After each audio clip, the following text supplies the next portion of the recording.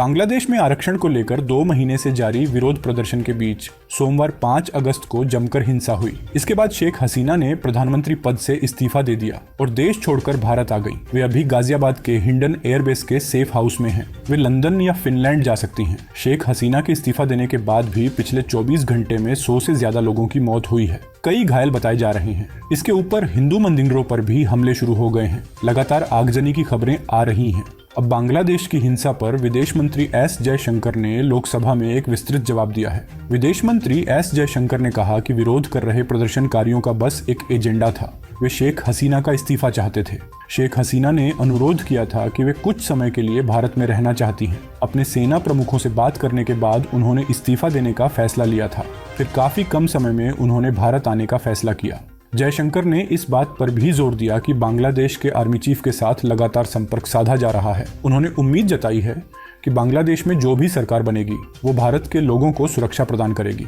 अब जानकारी के लिए बता दें कि इस मुद्दे पर एक सर्वदलीय बैठक पहले ही हो चुकी है। सभी पार्टियों को सरकार ने अपना स्टैंड बता दिया है। तमाम नेता भी अभी केंद्र के साथ मजबूती से खड़े दिख रहे हैं। बंगाल की सीएम ममता बनर्जी ने भी कहा है कि वे सरकार का इस मुद्दे पर समर्थन करती हैं।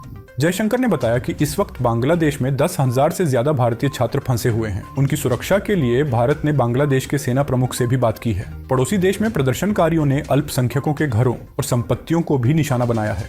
सूत्रों के मुताबिक केंद्र ने बताया कि बांग्लादेश में कुल 20,000 भारतीय नागरिक हैं। इनमें अब तक 8,000 लोग वापस आ चुके हैं। भारत सरकार अपने लोगों के संपर्क में है। वहां हाई कमीशन लगातार काम कर रहा है। सरकार का फोकस वहां फंसे अल्पसंख्यकों की सुरक्षा पर है। वैसे शेख हसीना का भारत आना पहले से ही तय हो गया था। बताया जा रहा है कि सोमवार को दोपहर 12 बजे मोदी सरकार की एक हाई लेवल मीटिंग हुई थी। उसमें पहले ही बता दिया गया था कि हसीना भारत आना चाहती है। फिर उनकी सुरक्षा के पुख्ता इंतजाम किए गए। राफेल तक को सक्रिय कर दिया गया। असल में दिल्ली की जगह हिंडन एयरबेस पर शेख हसीना के विमान को लैंड करवाया गया। असल में भारत की सुरक्षा एजेंसियों को अंत तक शेख हसीना की लोकेशन को एक सीक्रेट रखना था। दिल्ली एक ऐसी जगह है जिसकी जानकारी सभी को है और इंदिरा गांधी एयरपोर्ट भी किसी की लैंडिंग होना भी काफी स्वाभाविक है। लेकिन सेना और एजेंसियां किसी भी कीमत पर शेख हसीना की लोकेशन की जानकारी किसी को नहीं देना चाहती थी। इसी वजह से उन्हें गाजियाबाद के हिंडन एयरबेस पर लैंड करवाया गया। समझने वाली बात यह भी है कि दिल्ली में क्योंकि वीआईपी मूवमेंट वैसे भी ज्यादा रहता है, शेख हसीना की सुरक्षा एक चुनौती बन सकती थी।